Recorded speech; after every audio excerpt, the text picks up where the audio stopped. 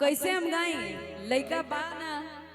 अपना खाती खुदे गाली का का लइका पड़ेगो गोलगप्पा राते बलमुआ दिहले गारी हो तरकारी के बिना ना कि गारी त गारी दिहले दूसर में मार दिहले। ये हर घर की कहानी है ना कि गारी त गारी दिहले दूसर में मार दिहले कि सासू कि सासू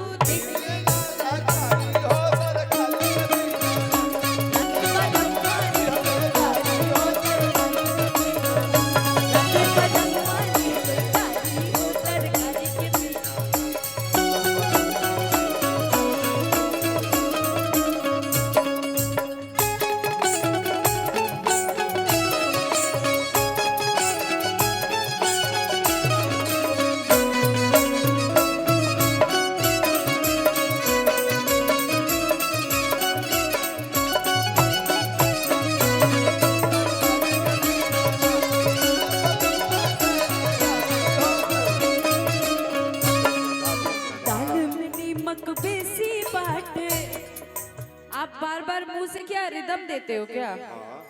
तो तबला बंद करा दे, आप ही रिदम दोगे क्या?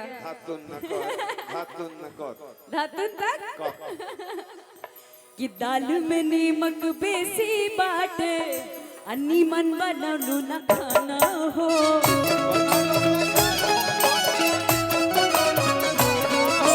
खोजी खोजी कोनो बहाना हमके मारस बलमुआ ताना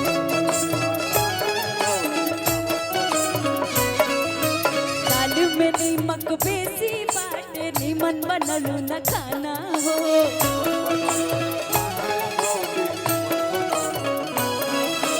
खोजी खोजी कोनो बहाना हमके मारस बलमुआ ताना हो।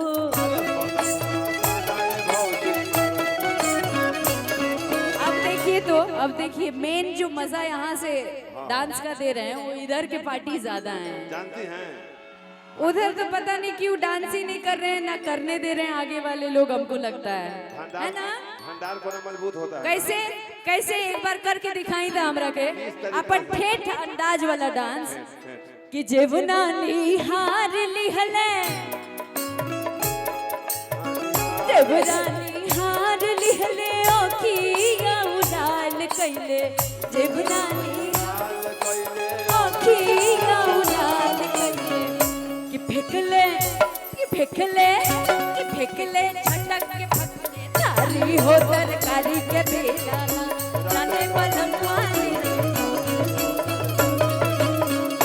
जाने बलमवानी थारी हो तरकारी के बेलाना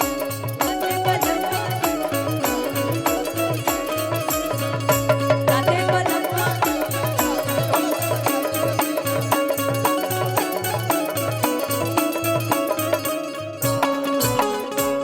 कि जब निकले नी घर से बहरिया चाहे सभे लड़ाबल नजरिया सब छुअल चाहे हमरा गोरगाल रे गोरगाल रे गोरगाल रे अरे गोरगाल रे। अब कैसे हम गाई लइका बा ना अपना खाती खुदे गाली का लइका पड़ेगो गोलगप्पा जी कि हमरी चुनरिया बल्ला लाल रे कि हमरी चुनरिया बल्ला लाल रे कि रोड पर चले नी कमाल चाल रे